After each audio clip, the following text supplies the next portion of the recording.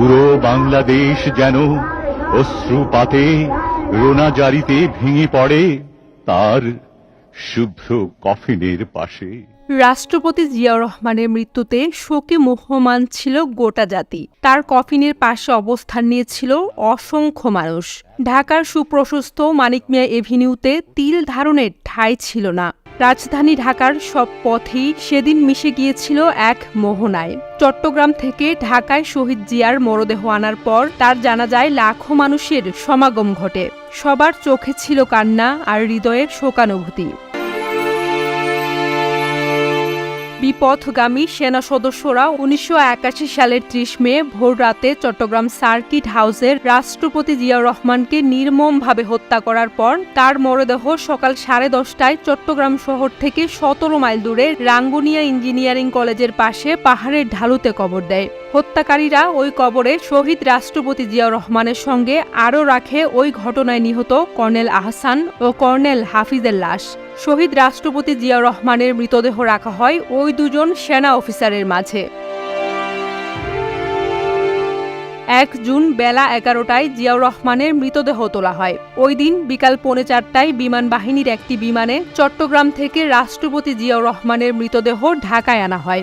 এ সময় এক বেদনাঘন শোকার্ত পরিবেশের সৃষ্টি হয় শহর জুড়ে। বিমানবন্দর থেকে জিয়াউর রহমানের কফিনটি একটি সামরিক যানে সেনানিবাসের প্রেসিডেন্ট ভবনে আনা হয়। সেনানিবাসের ১ নং গেট থেকে প্রেসিডেন্ট ভবন পর্যন্ত রাস্তার দুপাশে বিমান বাহিনীর সদস্যরা শ্রদ্ধাবনতভাবে দাঁড়িয়ে সম্মান দেখান, আর গেটের বাইরে সমবেত হয় হাজার হাজার মানুষ।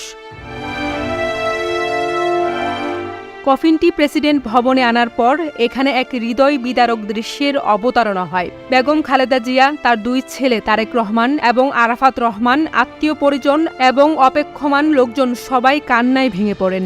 বিকাল 5টায় শহীদ রাষ্ট্রপতি জিয়াউর রহমানের কফিন সংসদ ভবনে নেওয়া হলে সেখানেও তার মৃতদেহ এক নজর দেখার জন্য শোকার্ত মানুষের ঢল নামে।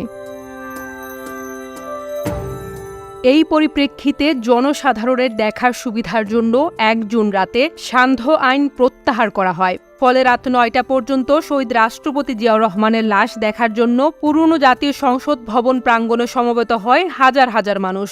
মানুষের ঢলে airport road, Farmgate, Mohakhali rail gate, Bangla motor পর্যন্ত যানবাহন চলাচল সম্পূর্ণ বন্ধ হয়ে যায়। এসব এলাকা ও আশেপাশের এলাকা জনসমুদ্রে পরিণত হয়। রাতে মহিলা, গৃহিণী, এমনকি শিশুরা পর্যন্ত জিয়াউর রহমানের লাশ এক নজর দেখার জন্য ভিড় জমায়। পরদিন ২ জুন সকাল ১১টা পর্যন্ত কফিনটি তেজগাঁও সংসদ ভবন প্রাঙ্গণে বর্তমান প্রধানমন্ত্রীর কার্যালয়ে রাখা হলে সেখানেও একই অবস্থার সৃষ্টি হয়। সেখানে দীর্ঘ লাইনে দাঁড়িয়ে অগণিত মানুষ শহীদ জিয়াকে শেষবারের মতো এক নজর দেখেন।